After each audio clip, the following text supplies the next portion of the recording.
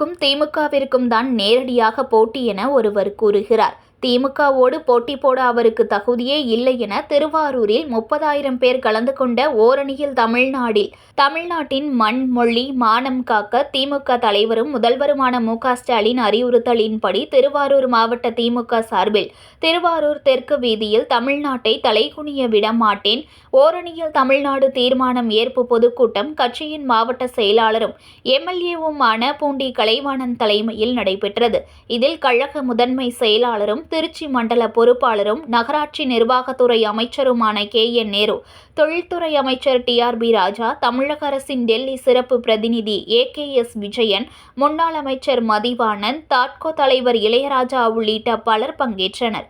30,000 நபர்கள் முன்னிலையில் திமுக முதன்மை செயலாளரும் திருச்சி மண்டல பொறுப்பாளரும் நகராட்சி நிர்வாகத்துறை அமைச்சருமான கே.என். நேரு பேசும்போது, நம்முடைய முதல்வர் என்ன செய்தார் என்று இங்கு ஒருவர் கேட்டுள்ளார். கடந்த 10 ஆண்டு கால அதிமுக ஆட்சியின் காரணமாக இருந்த கடும் நிதி சுமையை நம்முடைய முதல்வர் பொறுப்பேற்ற பின்னர் சமாளித்து, கொரோனா நோயினையும் சமாளித்து ஆட்சியை சிறப்பாக நடத்தி கொண்டு வருகிறார். ஒரு பக்கம் பார்த்தால் திமுகவை அழிப்பதற்காக ஒன்றிய அரசு எவ்வளவோ முன்னெடுப்புகள் எடுத்து வருகிறது. எந்த நிதியும் தமிழ்நாட்டிற்கு கொடுக்காமல் நிதி நெருக்கடியை உண்டாக்கி மக்களிடையே கெட்ட பெயரை ஏற்படுத்தும் நடவடிக்கையினை மேற்கொண்டு வருகின்றனர். அது மட்டுமல்ல, எல்லா தேர்தல்களிலும் திமுகவினர் வெற்றி பெற்று வருகின்றனர் என்பதற்காக பீகாரை போல தமிழகத்திலும் வாக்கு திருட்டில் ஈடுபடும் முயற்சியை மேற்கொண்டு வருகின்றனர். ஒன்றிய அரசுக்கு நாம் கொடுக்கும் 9.2% நிதியில் வெறும் 4.7% நிதியை மட்டுமே திருப்பி வழங்கி வருகின்றனர். இது மட்டுமின்றி கல்விக்கு உரிய நிதியை கொடுப்பதில்லை. ஜல்ஜீவன் குடிநீர் திட்டத்திற்கான நிதியினை கொடுப்பதில்லை. இந்தியாவிலேயே சிறந்த 100 பல்கலைக்கழகங்களில் 10 பல்கலைக்கழகங்கள் தமிழகத்தில் இருந்து வருகின்றன. கல்வியில் தமிழகம் முதலிடத்தில் இருந்து வருவதை ஒன்றிய அரசு ஒத்துக்கொண்டுள்ளது. கல்வி மட்டுமின்றி மருத்துவம் மற்றும் உள்ளாட்சி துறையிலும் நமது முதல்வர் சிறப்பாக செயல்பட்டு வருகிறார். 5 முறை முதல்வராக நமது மறைந்த தலைவர் கலைஞர் காலத்தை விட தற்போது 4.5 ஆண்டு கால ஆட்சியில் கூடுதலான திட்டங்களை நமது முதல்வர் மேற்கொண்டுள்ளார். இது மட்டுமின்றி எல்லோருக்கும் எல்லாம் என்ற அடிப்படையில் ஆட்சி நடைபெற்று வருகிறது. தமிழகத்தில் இருந்து வரும் 39 எம்பி தொகுதிகளை மறுசீரமைப்பு என்ற பெயரில் ஒன்றிய அரசு குறைக்க முயன்றதை நமது முதல்வர் தடுத்து நிறுத்தியுள்ளார். திமுக, அதிமுக என தமிழகத்தில் ஆட்சி மாறி மாறி நடைபெற்று வருகிறது. ஆனால் இன்று எங்களுக்கும் திமுகவிற்கும் தான் நேரடியாக போட்டி என ஒருவர் சொல்கிறார். திமுகவோடு போட்டி போட அவருக்கு தகுதியே இல்லை என கூறிக்கொள்கிறேன். திருச்சி மண்டலத்திலிருந்து வரும் 41 எம்எல்ஏ தொகுதிகளில் 4 தொகுதிகளில் மட்டுமே கடந்த முறை திமுக வெற்றி வாய்ப்பை இழந்தது. வரும் தேர்தலில் அந்த 4 தொகுதிகளையும் சேர்த்து திமுக வெற்றி பெற செய்வதுதான் எங்களது கடமையாகும். இந்தியாவிற்கே வழிகாட்டியாக இருந்து வருபவர் நமது முதல்வர். அவர் தொடர்ந்து முதல்வராக வருவதற்கு நாம் கடமையாற்றிட வேண்டும். 4 ஆண்டுகள் கழித்து தற்போது எதற்கு உங்களுடன் ஸ்டாலின் திட்டம் என எதிர்க்கட்சித் தலைவர் பழனிசாமி கேட்டு வருகிறார். 4 வருடம் வரையில் வீட்டிலிருந்து விட்டு தற்போது எதற்கு நீங்கள் வெளியில் வருகிறீர்களோ அதற்காகத்தான் நாங்களும் வருகிறோம் என்று தெரிவித்தார். பாஜகவுடன் வைத்துள்ள கூட்டணியை அதிமுக தொண்டர்களே ஏற்றுக்கொள்ளவில்லை. திருவாரூர் மாவட்டம் உட்பட டெல்டா பகுதி முழுவதும் திமுகவின் கோட்டையாகும். திமுக அரசு அமைந்த பின்னர் கடந்த 4 ஆண்டு காலத்தில் மட்டும் அரசு பணியாளர் தேர்வாணையம் மூலமாக 1,00,000 பேர் பணியில் சேர்ந்துள்ளனர். தொழில்துறை மூலமாக அதிக தொழிற்சாலைகள் கொண்டு வரப்பட்டுள்ளன. இந்தியாவிலேயே அதிக தொழிற்சாலைகள் தமிழ்நாட்டில்தான். அதேபோல இந்தியாவிலேயே தொழிற்சாலைகளில் பெண்கள் அதிகமாக பணியாற்றுவதும் தமிழகத்தில்தான். எனவேதான் திராவிட நாயகனாக நமது முதல்வரை மீண்டும் மீண்டும் முதல்வராக்க நாம் கடமையாற்ற வேண்டும். திருவாரூர் மாவட்டத்திற்கு என்ன செய்தீர்கள் என்று நேற்று ஒருவர் கேட்டதற்கு சொல்கிறேன். மாவட்டத்திலிருந்து வரும் 4 நகராட்சிகளுக்கும் 4 ஆண்டு காலத்தில் 632 கோடி ரூபாய் நிதி ஒதுக்கப்பட்டு பணிகள் நடைபெற்றுள்ளன. 7 பேரூராட்சிகளுக்கும் 103 கோடி ரூபாய் ஒதுக்கப்பட்டு பணிகள் நடைபெற்றுள்ளன. இதை தவிர குடிநீர் திட்டங்களுக்காக 1,127 கோடி ரூபாய் நிதி ஒதுக்கீடு என மொத்தம் 1,862 கோடியில் பணிகள் நடைபெற்றுள்ளது என்பதை தெரிவித்துக் கொள்கிறேன். இவ்வாறு அமைச்சர் கே.என். நேரு தெரிவித்துள்ளார். முன்னதாக பேசிய அமைச்சர் டி.ஆர்.பி. ராஜா, அடுத்ததாக தமிழகத்தில் 2026இல் 2.0 திராவிட மாடல் ஆட்சி தொடரும் என பேசினார். மேலும் தமிழக மாணவர்கள் நலன் கெட்டுவிடக் கூடாது என்பதற்காக மத்திய அரசு எந்தவித கல்வி சார்ந்த நிதியையும் கொடுக்காவிட்டாலும் தமிழக அரசு மாணவர்களை கைவிடாமல் பாதுகாத்து வருகிறது என பேசினார். ஆண்டிற்கு ஒரு முறை திருவாரூரில் ஆழி தேரோட்டத்தின் போது பல்லாயிரக்கணக்கான பக்தர்கள் கலந்து கொள்வது வழக்கம். இன்று நடைபெற்ற திமுக கூட்டத்தில் மாவட்டம் முழுவதிலுமிருந்து சுமார் 30,000த்திற்கும் மேற்பட்டோர்கள் கலந்து கொண்டதால் தேர் திருவிழா போன்ற கூட்டம் நடைபெற்றது குறிப்பிடத்தக்கது. சட்டமன்ற தேர்தலிலே தனக்கு எதிரானவர்களை வாக்களிக்க நீக்குவது என்றதோடு நம்முடைய மாநிலத்திலே கல்வியிலே முதல் மாநிலமாக இருப்பதோடு ஒன்றியமே ஒத்துக்கொண்டிருக்கிறது. ஒன்றிய அரசே கல்வியிலே எப்படி இருக்கிறது என்று சொன்னால் அந்த இன்டலெக்சுவல் ரேங்கிங் ப்ரமோஷன் அதில் 3 தலையில் 17 11வது தலைவரிசையில் நம்முடைய தமிழ்நாடு இருந்து கொண்டிருக்கிறது. எனவேதான் இந்தியாவில் உள்ள பல கல்வி தலங்களிலே கல்வி நிறுவனங்கள் இருக்கிறது. ஆனால் தமிழ்நாட்டில் தான் நல்ல கல்வி நிறுவனங்கள் இருந்து கொண்டிருக்கிறது. எனவேதான் இங்கு எந்த வகையில் ஒன்றிய அரசு மிரட்டுகிறார்கள். இருக்கிற ஏற்கனவே ஆண்ட எடப்பாடி பழனிசாமி ஒவ்வொரு ஊராக செல்கிறார். இந்த அரசு என்ன செய்து விட்டது என்றெல்லாம் சொல்கிறார். 10 ஆண்டு காலத்தில் செய்த காரியத்தை விட இந்த 4 ஆண்டு காலத்தில் நம்முடைய முதலமைச்சர் செய்திருக்கிறார். உங்களுக்கு நான் ஒரு எச்சரிக்கையாக சொல்ல விரும்புகிறேன். ஒரு காலத்திலே திமுக எதிர்த்து அதிமுக இப்படிதான் மாறி மாறி நம்முடைய தமிழ்நாட்டில் இருந்தது. ஆனால் இன்றைக்கு இன்னொருவர் வருகிறார் வந்து சொல்கிறார், நாங்கள் எங்களோடு தான் நேரடியாக போட்டி என்றலாம்.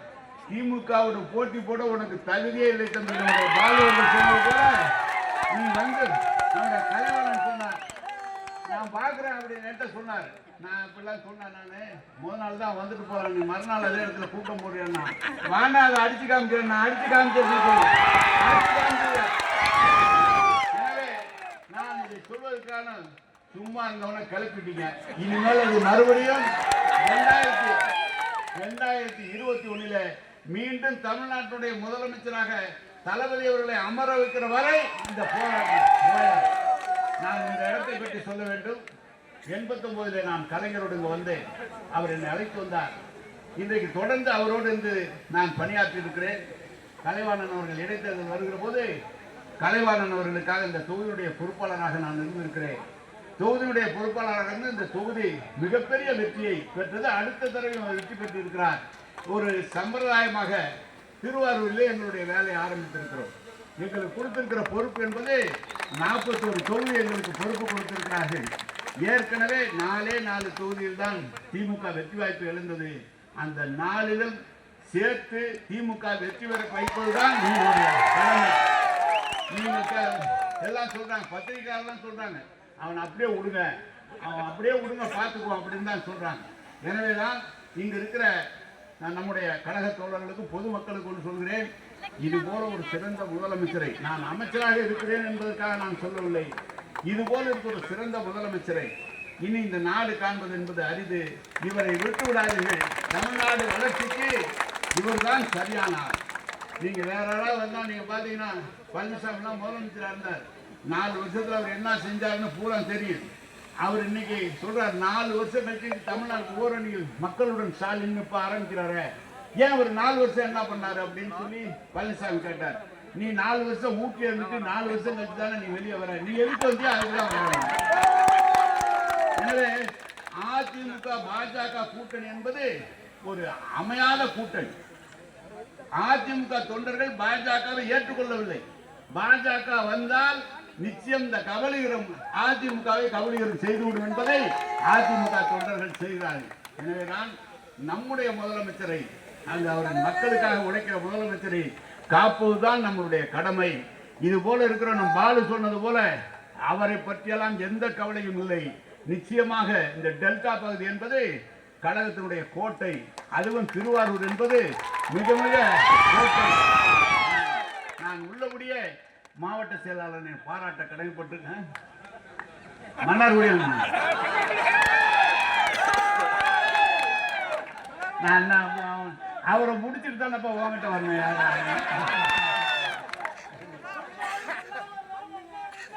நம்ம கலைவாணன் அவர்களை நான் மாவட்ட செயலாளராக 25 ஆண்டு காலம் பணியாற்றியவர். கலைஞர் என்ன சொன்னாலும் அந்த காரியத்தை செய்ய வேண்டும் என்று நினைப்பவன் செய்து முடிப்போம். அதுக்கு எங்களுக்கு ஆலோசனை சொல்வது கலைஞர் தான் சொல்வார். நம்முடைய கலைவாணன் அவர்கள் இன்றைக்கு எடுத்திருக்கிற இந்த முயற்சி என்பது நிச்சயமாக அவருக்கு நல்ல ஒரு பாராட்டை நான் தெரிவித்துக் கொள்கிறேன்.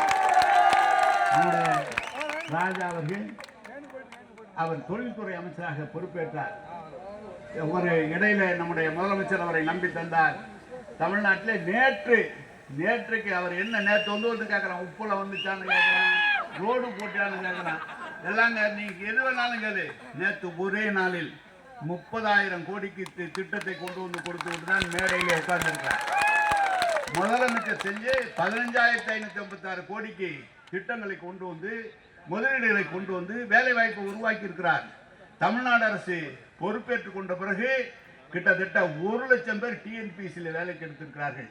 தொழில்துறை மூலமாக புதிய தொழிற்சாலைகள், இந்தியாவிலே அதிக தொழிற்சாலை இருக்கிறது தமிழ்நாட்டில் தான். இந்தியாவிலே அதிக தொழிற்சாலையில் பெண்கள் பணியாற்றுவது தமிழ்நாட்டில் தான். எனவேதான் இந்த நாட்டை முன்னோக்கி சென்றிருக்கின்ற தளபதி அவர்களை நாம் கலைஞரை இழந்து விட்டோம். இவர்தான் நமக்கு சரியானால் இவரை நாம் மீண்டும் மீண்டும் முதலமைச்சராக்கி இந்த நாட்டினுடைய வளர்ச்சிக்கு நாம் உண்டாக்க வேண்டும். அதற்காக நாம் தொடர்ந்து உழைக்க வேண்டும் என்று நான் கேட்டுக்கொள்கிறேன். இங்கு கூட கேட்டார், வந்து சொன்னார், திருவாரூர் மாவட்டத்திற்கு மட்டும் கலைஞர் அவர்கள் தளபதி அவர்கள் செய்திருக்கிறதை சொல்கிறேன். கிட்டத்தட்ட திருவாரூர் மாவட்டத்திற்கு கூத்தாநல்லூர் நகராட்சி, மன்னார்குடி, திருத்துறைப்பூண்டி, திருவாரூர் ஆகிய 3 நகராட்சிகளுக்கு இந்த 4 ஆண்டு காலத்தில் 632 கோடியை தலைவர் அவர்கள் தந்திருக்கிறார்கள். 7 பேரூராட்சிகளுக்கு 103 கோடி தந்திருக்கிறார்கள். இதை காட்டிலும் தொடர்ந்து குடிநீர் திட்டத்திற்காக கிட்டத்தட்ட குடிநீர் திட்டத்திற்கு 1127 கோடி ரூபாய் இந்த திருவாரூர் மாவட்டத்திற்கு மட்டும் நம்முடைய முதலமைச்சர் அவர்கள் தந்திருக்கிறார்கள். இது எல்லா கிட்டத்தட்ட 5 இந்த டெல்டா மாவட்டத்திற்குள்ள கணக்கு பூரா இருக்கு.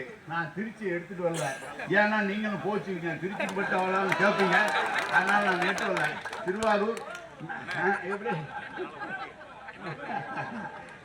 திருச்சிக்கு நான் சொல்கிறேன், இங்கு 1000 கோடி திருவாரூருக்கு என்று சொன்னால் திருச்சிக்கு 5000 கோடி கொடுத்திருக்கிறார். திருச்சிக்கு 5000 கோடி. எனவே நான் டெல்டா மாவட்டம் அவர் தலைவர் எங்களுக்கு சொன்னது, நம்முடைய மக்கள், நம்ம தமிழ்நாடே நம்முடைய மக்கள் என்றாலும் இது நம்முடைய உறவு மாவட்டம், இதை உறப்படாது என்று சொல்லி நம்முடைய முதலமைச்சர் சொல்வார்கள். எனவே இந்த முதலமைச்சரை நாங்கள்லாம் அமைச்சராக சட்டமன்ற உறுப்பினராக இருக்கிறவங்க தயவுசெய்து எண்ணாதீர்கள். இங்கு அவரை விட்டால் தமிழ்நாட்டுக்கு வேறு கதியே இல்லை. அவரை நம்ம மீண்டும் மீண்டும் அவரை உருவாக்குவதுதான் நம்மளுடைய பணியாக இருக்க வேண்டும். ராஜா அவர்கள் அவன்கிட்ட சொன்னேன், நான் பஸ் ஸ்டாண்டு கொடுனா பஸ் ஸ்டாண்டு கொடுத்தோம், ரோடு கொடுனா ரோடு கொடுத்தோம், நூலகம் கொடுனா நூலகம் கொடுத்தோம், செலவு வைக்கணும்னா வச்சோம், பாலம் கொடுனா பாலம் கொடுனா, ஒரே ஒரு தொழிற்சாலை திருச்சி கொடுறான்னா கொடுக்க மாட்டோம். நீங்களாம் சொல்லுங்க.